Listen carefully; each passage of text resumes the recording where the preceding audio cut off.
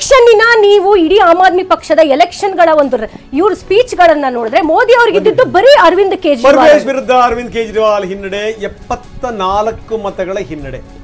ಅಂದ್ರೆ ಈಗ ಹಿನ್ನಡೆಯ ಅಂತರ ಕೂಡ ಕಡಿಮೆ ಆಗ್ತಾ ಇದೆ. ಜೊತೆಗೆ ಬಿಜೆಪಿ 50ರಲ್ಲಿ ಇದ್ದಿದ್ದು 49ಕ್ಕೆ ಬಂದಿದೆ. ಕೇವಲ 74 ಮತಗಳ ಹಿನ್ನಡೆಯಲ್ಲಿದ್ದಾರೆ ಕೇಜ್ರಿವಾಲ್.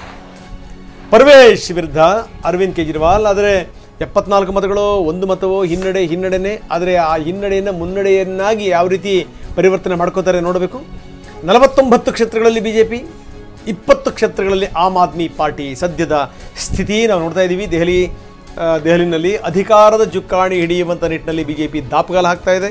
ಇನ್ನು ಆಮ್ ಆದ್ಮಿ ಪಾರ್ಟಿ ಅವ್ರಿಗಿನ್ನೂ ಕೂಡ ವಿಶ್ವಾಸ ಇದೆ. ಎಲ್ಲೋ ಕಡೆಗೆ ರಮೇಶ್ ಬಾಬು ಚೆನ್ನಾಗಿ ಹೇಳಿದ್ರು, ನಾವೇನೇ ಮಾಡಿದ್ರು ಕೂಡ ಈ ಪೋಸ್ಟ್ ಮಾರ್ಟಮ್ ಅಷ್ಟೇನೇ, ಅಧಿಕಾರ ಹಿಡಿಯುವಂಥದ್ದು ಯಾರೋ ಅಂತ ಸ್ಪಷ್ಟ ಆಗಿದೆ ಅಂತ. ಆದರೆ ಆಮ್ ಆದ್ಮಿ ಪಾರ್ಟಿಯ ನಾಯಕಿ ಮಾತನ್ನು ಒಪ್ತಾ ಇಲ್ಲ ಉಷಾ ಮೋಹನ್. ಅವ್ರಿಗೆಲ್ಲ ಒಂದು ಕಡೆಗೆ ಒಂದು ಭರವಸೆ ಇದೆ, ಖಂಡಿತವಾಗಲೂ ನಾವು ಅಧಿಕಾರಕ್ಕೆ ಬರ್ತೀವಿ ಅಂತ ಅನ್ನುವಂಥ ಭರವಸೆ ಸಹಜ. ಯಾಕಂದರೆ ರಾಜಕಾರಣದಲ್ಲಿ ಈ ರೀತಿ ಒಂದು ಪಾಸಿಟಿವಿಟಿ ಇರಲಿಲ್ಲ ಅಂತಂತಂದರೆ ಮುಂದೆ ಹೆಜ್ಜೆ ಇಡಲಿಕ್ಕೆ ಸಾಧ್ಯ ಇಲ್ಲ. ಇಡೀ ದೆಹಲಿಯ ಮತದಾರರಾಗಿರ್ಬೋದು, ಜನರು ಖಂಡಿತವಾಗ್ಲೂ ಇವತ್ತಿಗೂ ಸಹ ಅರವಿಂದ್ ಕೇಜ್ರಿವಾಲ್ ಅವರೇ ಸಿಎಂ ಆಗ್ತಾರೆ ಅನ್ನೋದೊಂದು ಭರವಸೆ. ಮತ್ತೆ ಅವ್ರು ವೋಟ್ ಮಾಡಿರೋದು ಸಹ ನಮಗೆ ಗ್ರೌಂಡ್ ರಿಪೋರ್ಟು ಸಹ ಇದೆ. ಅದು ಒಂದೇ ವಿಚಾರ ಅಲ್ಲ. ಈಗ ದೆಹಲಿಯ ಚುನಾವಣೆಗೆ ಬಂದ್ರೆ ಬಿಜೆಪಿ ಅವರದ್ದು ನಾನು ಹೇಳ್ತಾ ಹೋಗ್ಬೇಕು. ಮೊದಲನೇದಾಗಿ ಈಗ ಫಾರ್ಮ್ 17C ಈಗ ನಿನ್ನೆ ರಾತ್ರಿ ಬಿಡುಗಡೆ ಮಾಡಿದ್ದಾರೆ. ಈ 48 ಅಲ್ಲ 70 ಅವರ್ಸ್ ಆದ್ರೂ ಅವ್ರು ಬಿಡುಗಡೆ ಮಾಡಿರಲಿಲ್ಲ. ಅವರ ಚುನಾವಣೆಗಳ ನಂತರ ಇತ್ತೀಚಿನ ದಿನಗಳಲ್ಲಿ ಡಿಸೆಂಬರ್ ತಿಂಗಳಲ್ಲಿ ಅವರಿಗೆ ಬೇಕಾದ ರೀತಿ ಎಲೆಕ್ಷನ್ ಕಮಿಷನ್ ರಿವೈಸ್ ಮಾಡ್ಕೊಳ್ಳುತ್ತೆ. ನಮಗೆ ಬೇಕಾದಾಗ ನಾವು ಅನೌನ್ಸ್ ಅಂದ್ರೆ ನಾವು ಟ್ರಾನ್ಸ್ಪರೆನ್ಸಿಯಾಗಿ ನಾವು ಮಾಡ್ಬೋದು ಅಂತ. ಯಾಕೆ ಹಾಗಾದ್ರೆ ಡೆಮೋಕ್ರಸಿ ಅಂದ್ರೆ ಏನು, ವೋಟಿಂಗ್ ಅಂದ್ರೆ ಏನು? ಅದು ಒಂದೇ ವಿಚಾರ ಅಲ್ಲ. ಎಲೆಕ್ಷನ್ ಕಮಿಷನ್ಗೆ ನಾವು ಹಲವಾರು ಬಾರಿ ಗೂಂಡಾಗಿರಿಗಳಾಗ್ತಿದ್ದಾವೆ, ಅಲ್ಲಿ ದುಡ್ಡು ಹಂಚ್ತಿದ್ದಾರೆ.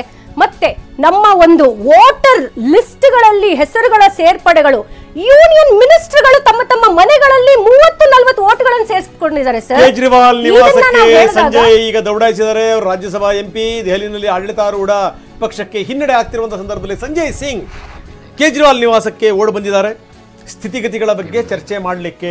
ಈಗ ಮುಂದಿನ ಸ್ಥಿತಿಗತಿಗಳು ಏನೇನು, ಈಗ ಬಿಜೆಪಿಯ ಬಗ್ಗೆ ಇವರಿಗಿರುವಂಥ ಭಯ ಆತಂಕ ಇದೆಯಲ್ಲ, ಅದೇನಿದ್ರು ಏನು ಅಂದರೆ ಮ್ಯಾಜಿಕ್ ನಂಬರ್ ಅನ್ನೋದು ಹಿಂದಕ್ಕಿದ್ದಾಗ ಮಾತ್ರ. ಮ್ಯಾಜಿಕ್ ನಂಬರ್ನ ದಾಟಿ ಇವ್ರು ಮುಂದಕ್ಕೆ ಹೋಗ್ಬಿಟ್ರೆ ಭಯ ಎಲ್ಲಿದು? ಇದು ಸಂಗತಿ. ನಾನು ಆಗಲೇ ಹೇಳ್ತಾ ಇದ್ದೆ ನೋಡಿ, ಕೋಟಿ ರೂಪಾಯಿ ಇದ್ದಂಥವನು 1 ಲಕ್ಷ ರೂಪಾಯಿ ಕಳ್ಕೊಂಡಂಥ ಸಂದರ್ಭದಲ್ಲಿ ಬೇಜಾರಾಗುತ್ತೆ, ಆದರೆ ಅವನು ಬೇಗ ಚೇತರಿಸ್ಕೊಂಡ್ಬಿಡ್ತಾನೆ. ಆದರೆ ದುಡ್ಡಿಲ್ದಿರುವಂಥ ಸಂದರ್ಭದಲ್ಲಿ ಇರೋದೇ 1,000 ಅನ್ನುವಂಥ ಸಂದರ್ಭದಲ್ಲಿ 900 ರೂಪಾಯಿ ಕಳ್ಕೊಂಡ್ಬಿಟ್ರೆ ಅನ್ನೋ ಸ್ಥಿತಿ ಹೆಂಗಾಗಬೇಕು? ಯಾಕಂದರೆ ಈ ರೀಜನಲ್ ಪಾರ್ಟಿಗಳ ಸ್ಥಿತಿ ಅದೇನೇ. ನಿಜಕ್ಕೂ ರೀಜನಲ್ ಪಾರ್ಟಿಗಳ ಅಗತ್ಯ ಇದೆ. ನಾನು ಪದೇ ಒತ್ತಿ ಹೇಳ್ತಾ ಇದ್ದೀನಿ, ಯಾವುದೇ ಪಾರ್ಟಿ ಆಗಲ್ಲ. ಅಲ್ಲ ಸರ್, ಇಲ್ಲ ಯಾಕೆ ಅಂತ ಹೇಳ್ತೀನಿ ಸರ್, ಯಾಕೆ ಅಂತ ಹೇಳ್ತೀನಿ ನಿಮಗೆ. ಅಟ್ಲೀಸ್ಟ್ ಏನು ಅಂತಂತಂದರೆ ಇರೋದನ್ನು ಕಳ್ಕೊಂಡ್ಬಿಟ್ರೆ ಅಲ್ಲಿಂದ ಅವನದಿ ಶುರು ಆಗಿಬಿಡುತ್ತೆ ಸರ್. ಒಬ್ಬ ರಾಜ ಸ್ವತಂತ್ರ ಸಂದರ್ಭದಲ್ಲೂ ಒಬ್ಬ ಪಾಳೆಗಾರ ಸ್ವತಂತ್ರ ಸಂದರ್ಭದಲ್ಲೂ ವ್ಯತ್ಯಾಸ ಇದೆ ಸರ್. ಹಣದು ಬಿಡ್ತಾರೆ. ನಮ್ಮದ್ರಲ್ಲಿ ಯಾಕೆಂದ್ರೆ ನಾವು ಜನಸಾಮಾನ್ಯರಿಗೆ ಬಹಳ ಕಷ್ಟದಿಂದ ಅವ್ರು ಅರವಿಂದ್ ಕೇಜ್ರಿವಾಲ್ ಬ್ಯೂರೋಕ್ರೆಟ್, ಅವ್ರು ಮನ್ಸ್ ಮಾಡಿದ್ರೆ ಅವ್ರ ಅವಧಿಯಲ್ಲಿ ಅವ್ರು ಸಾಕಷ್ಟು ಬೆಳವಣಿಗೆ ತೋರಿಸ್ಕೋಬಹುದು. ಆದ್ರೆ ಅದನ್ನ ಬಿಟ್ಟು ಜನರಿಗೋಸ್ಕರ ಅವ್ರು ಬಂದಿದ್ದಾರೆ. ಸೊ ನಾವು ಒಂದು ವೇಳೆ ಬಿದ್ರೂ ಸಹ ನಾವು ಮೇಲೆತ್ತುವಂತಹ ನಮಗೆ ಅಷ್ಟು ಶಕ್ತಿ ಇದೆ. ಇತರ ಪಕ್ಷದಲ್ಲಿ ಅದಿಲ್ಲ. ನಾವು ಮಾಡ್ತಿರುವಂತ ಕೆಲಸಗಳು ಇವತ್ತು ಲೇವಡಿ ಮಾಡಂತವ್ರು ಇವತ್ತು ಅದನ್ನೇ ನಮ್ಮ ಪಕ್ಷದ ಒಂದು ರೇವಡಿ ಕಲ್ಚರ್ ಅಂತಾನೆ ಇಟ್ಟು ಹೇಳ್ತಿದ್ದವರು ಇವತ್ತು ಅದನ್ನೇ ಅವರು ಬೇಸ್ ಮಾಡ್ಕೊಂಡು ಇವತ್ತು ಒಂದು ಚುನಾವಣೆ ಹಂತಕ್ಕೆ ಬಂದಿದ್ದಾರೆ. ಅಂದ್ರೆ we have won the arts of people. ನಾನು ಈ ಒಂದು ರಿಸಲ್ಟ್ ಮೇಲೆ ನಾನು ಹೇಳ್ತಿಲ್ಲ, 3 ವರ್ಷಗಳಿಂದ ನಾನು ಹೇಳ್ತಿರೋದನ್ನೇ ಇದನ್ನೇ ಹೇಳ್ತಾ ಇದ್ದೀನಿ. ಸೊ ಇವತ್ತಿಗೂ ನಾನೊಂದು ನಾಯಕಿ, ಬೆಂಗಳೂರಲ್ಲಾಗಿರ್ಬೋದು ರಾಜ್ಯದಲ್ಲಾಗಿರ್ಬೋದು ನನ್ನನ್ನು ನಾನು ಗುರುತಿಸ್ಕೊಳ್ತಾ ಇದ್ದೀನಿ ಅಂದ್ರೆ ಒಂದು ಸಾಮಾನ್ಯ ಮಹಿಳೆ. ಇವತ್ತು ನಾನು ಇಲ್ಲಿ ಬಂದು ಮಾತಾಡ್ತಿದ್ದೀನಿ ಅಂದ್ರೆ ನನ್ನ ಪಕ್ಷ ಕೊಟ್ಟಿದೆ, ಇತರ ಪಕ್ಷಗಳು ಕೊಟ್ಟಿದಾವ. Everything counts. ಇವತ್ತಿಗೂ ನನ್ನ ಉತ್ಸಾಹ ಕಡಿಮೆ ಆಗಿಲ್ಲ. ನಾನು ಇದೇ ರೀತಿ ನಿಮಗೆ ಕೊಟ್ಟಿದೆ ಅಂತ ಒಪ್ಕೊಳ್ಳೋಣ, ಬೇರೆ ಪಾರ್ಟಿಗಳು ಕೊಟ್ಟಿಲ್ಲ ಅನ್ನೋದು ಹೆಂಗೆ ಒಪ್ಕೊಳ್ಳೋಕೆ ಸಾಧ್ಯ ಮೇಡಮ್? ಹೇಳಿ ಸರ್. ಇವರು 10 ವರ್ಷ 12 ವರ್ಷ ರೂಲಿಂಗ್ ಮಾಡಿದವರು ಅಸೆಂಬ್ಲಿ ಎಲೆಕ್ಷನ್ಗೆ ಬರ್ತಾರೆ, ಪಾರ್ಲಿಮೆಂಟ್ ಎಲೆಕ್ಷನ್ಗೆ ಹೊರಟೋಗ್ತಾರೆ. ಇವರು ಜನಗಳು ಕೊಟ್ವಿ, ವೆಲ್ಫೇರ್ ಮೆಜರ್ಮೆಂಟ್ ಕೊಟ್ವಿ, ನಾವು ಒಂದು ನಿಮಿಷ ಕೇಳಿಸ್ಕೊಳ್ಳಿ ಮೇಡಮ್, ನಾವು ಟ್ಯಾಕ್ಸ್ ದುಡ್ಡನ್ನ ತೊಗೊಂಡು ಜನಗಳಿಗೆ ಹಂಚಿದ್ವಿ ಅಂತ ಹೇಳ್ತಾರೆ. ಆಮೇಲೆ ಮಹಾನಗರ ಪಾಲಿಕೆಯಲ್ಲಿ ಎಷ್ಟು ಗೆದ್ದರು ಇವರು? ಏನು ಪೂರ್ತಿ ಸ್ವೀಪ್ ಮಾಡಿಬಿಟ್ರೆ ಅಸೆಂಬ್ಲಿ ಎಲೆಕ್ಷನ್ ಗೆದ್ದಾಗ? ಪಾರ್ಲಿಮೆಂಟ್ ಎಲೆಕ್ಷನಲ್ಲಿ ಎಷ್ಟು ಸೀಟ್ ತೊಗೊಂಡ್ರು? ಸೋತ್ರು ಇವರು. ಲಾಸ್ಟ್ ಟೈಮ್ ನಾವು ಒಂದೇ ಸೀಟ್ ಬಂದಿರ್ಬೋದಲ್ಲ, 8 ಸೀಟ್ ನಾವು ಬಂದಿರ್ಬೋದು. 38% ವೋಟ್ ನಾವು ಸೆಕ್ಯೂರ್ ಮಾಡಿದ್ವಿ. ಇವ್ರದ್ದು 51%, ನಾವು 38%, ಕಾಂಗ್ರೆಸ್ 6%. ಈಗ ಆಲ್ರೆಡಿ ಈಗ ಬರ್ತಾ ಇರೋ ಪ್ರಕಾರ 51% ವೋಟ್ ನಾವು ಕ್ರಾಸ್ ಮಾಡಿದ್ದೀವಿ. ಯಾಕೆ ಇಷ್ಟೆಲ್ಲ ಕೊಟ್ಟರು ಜನಗಳು?